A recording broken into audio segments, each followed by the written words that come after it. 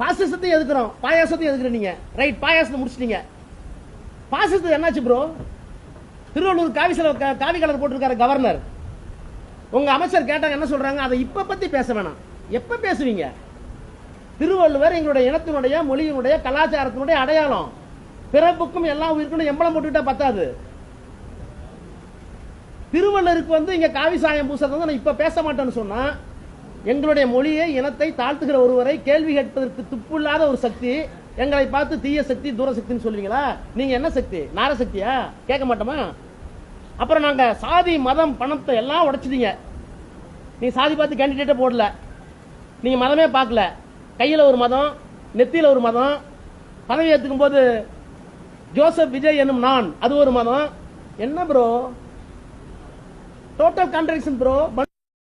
Contradictions. இந்த bundle of contradiction பேரை நான் தாண்டி வந்துட்டாங்கிறது இல்ல, அதெல்லாம் உள்ள மறைச்சு போட்டு வச்சிருக்கீங்கன்னு அர்த்தம். அதை விட பெரிய கொடுமை, இந்த திருச்சி கிழக்கு தொகுதி என்னுடைய செல்லை பிள்ளைங்கிறாரு. ஐயோ ஜனங்களே ஜாக்கிரதையா இருக்கு.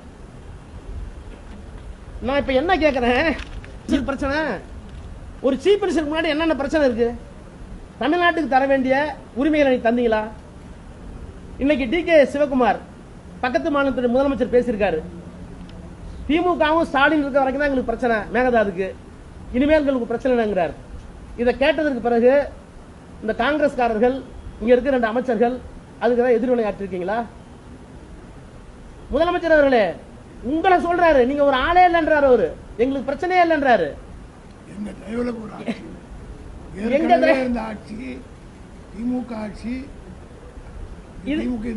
ஆட்சி, அந்த ஆட்சி போய்விட்டது. எங்க தயவில் இருக்கிற ஆட்சி தான் இப்ப நடக்குதுன்னு பட்டவர்க்கம் சொல்றாரு.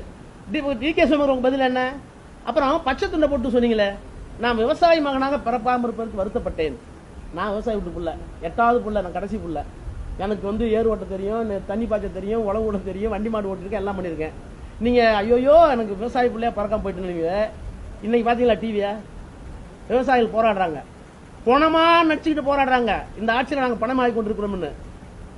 இன்னொன்னு கேட்கிறேன், எங்களை 6 மாசம் கேள்வி கேட்காதுன்னு சொன்னீங்களே, நீங்க 6 மாசம் இல்ல 6 வருஷம் கூட நீங்க கேள்வி கேட்கல. உங்களுடைய தேர்தல் அறிக்கையில உங்களுடைய நடத்தையில நாணயம் இருக்கா? ரிசர்வ் பேங்க் கைட்லைன்ஸ் இல்லாம நீங்க விவசாய கடனை முழுசா தள்ளுபடி முடியாது. 2025 கைட்லைன்ஸ். நீங்க 2026 தானே தேர்தல் அறிக்கை தயாரிக்கிறீங்க.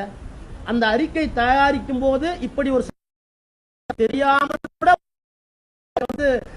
தேர்தல் அறிக்கை கொடுத்தா உங்களுக்கு என்ன பேர் வைக்கலாம்?